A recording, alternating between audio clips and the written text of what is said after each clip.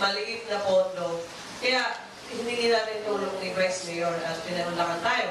Tapos, yung mga ibang mga classmate natin na nag-donate, na nasa Amerika, nasa ibang bansa, si Roger naman ang makipag-coordinate doon at si Mai, alam ko, nagpadala din.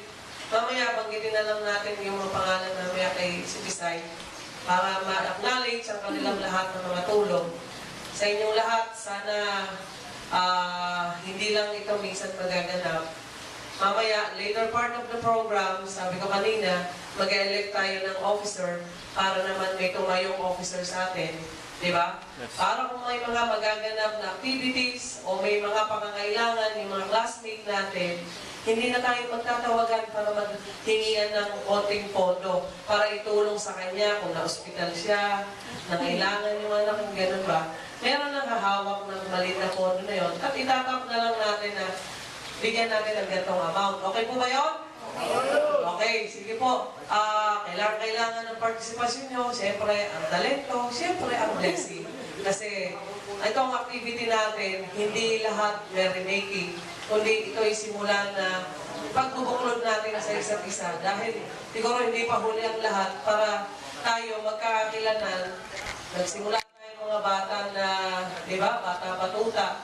Ngayon, grown-ups na tayo, lolo't lola, di ba? May mga anak na tayo, may mga apo na, di ba? So, sana sa atin magsimula na makatulong tayo sa mga kapwa natin, kanya-kanya. Di ba, Claudia? Maganda si Claudia. Dami mo pa. Yung mga kalalakihan natin, alam ko, supportive din sila. Nung nakaraang alumni, di ba? Marami nilang umattend. Pero sana lahat kayo magkaroon ng Facebook kasi doon natin lahat i-upload lahat ng information, lahat ng nangyayari. Ilagay lang natin doon. Meron tayong SCSA Batch 84, di ba? Iyon, kung wala naman kayong Facebook, kahit yung anak nyo, basta sabihin nyo lang doon, i-welcome namin kayo doon. Okay? So, ayoko nang pahabain. Basta, ang araw na ito ay para sa atin, pakikipagkapwa, pagbalik tanaw doon sa ating nasimulan, at pagsishare, siyempre, ng blessings, kung ano man ang napunta na sa atin ngayon. Basta, nandiyan po kayo, dito ako, sama-sama mo tayo. Maraming salamat sa inyo. Maghapon po ang ating kasigahan.